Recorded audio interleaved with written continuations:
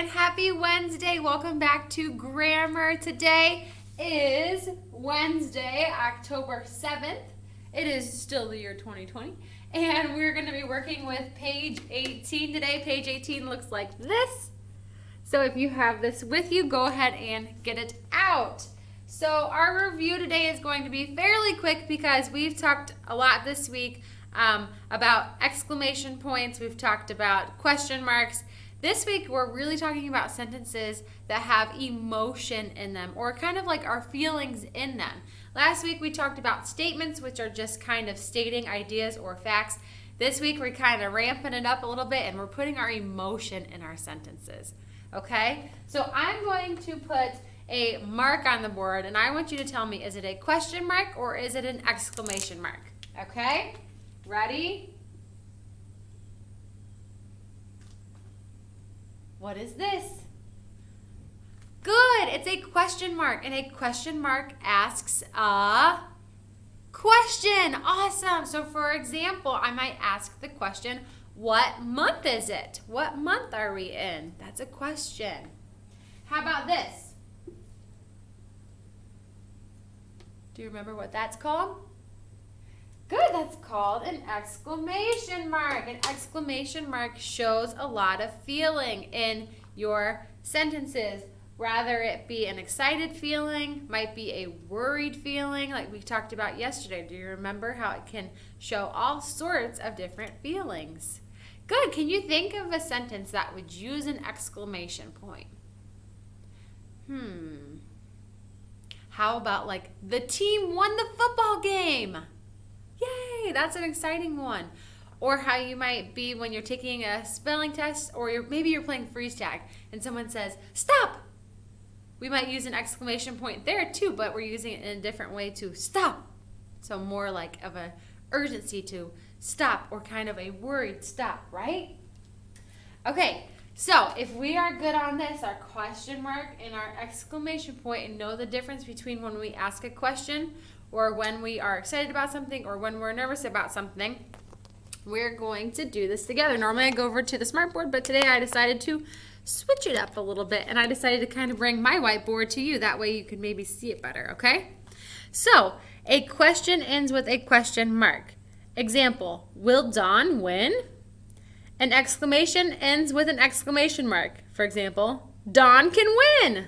Okay, so you change the wording. It's pretty much the same idea. Will Don win? Or Don can win. Okay, so as you can see, we're going to circle the correct end mark for the sentence and then write it on the line. So each question has a question mark or an exclamation point. So we got to choose which one fits it best, okay? So let's read the sentence. This is fun. Okay, would we say it, this is fun, or this is fun? Which way do we think that we probably would say it more likely? Yeah, with an exclamation point, right? This is fun, and I'm going to draw my exclamation point on the line, just like that. This is fun. Awesome. Number 2 says, what can Sal do? What does that sound like to you? What can Sal do? Do we know what he's doing? Do we know what he can do? We don't really know yet. So when we don't know, we are asking a question. So go ahead and write your question mark on there. So now we can read it. What can Sal do? Number 3 says, can Bill toss it? Well, kind of once again here, can Bill toss it? We're asking a question. Can Bill toss it? We don't know. Can Bill toss it? So we are going to ask a question. Put your question mark on number 3. Can Bill toss it? Okay, so we don't know. Number 4, I like this. Ooh, usually we say that excited, right?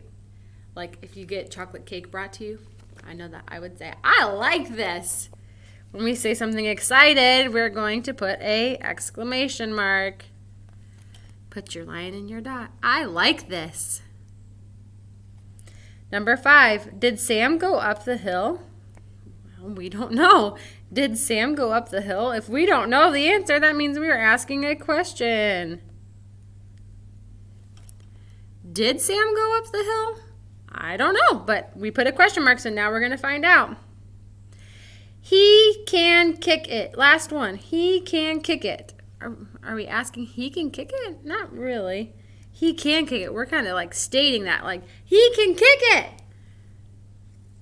So we're going to put an exclamation mark. I know I said that he's stating it, and we did statements last week, but it's not in a question form. You know how did Sam go up the hill? That started with the word did, and did kind of is a question word. This one just told us he can kick it, but like he can kick it. There's no words in there that really tell us that it's kind of a question. So go ahead and pause me if you need to look at the answers that we got for today's work. But today we're bringing it all together, and you were able to choose between an exclamation mark and a question mark, and we were able to decide when we need to use it in a sentence. Awesome. You guys did such a good job today. Thanks for doing grammar with me. And of course, like always, if you have any questions, let me know or your teacher know. But I am so excited to be learning with you, and I can't wait to keep learning with you more tomorrow. I'll see you guys soon. Bye.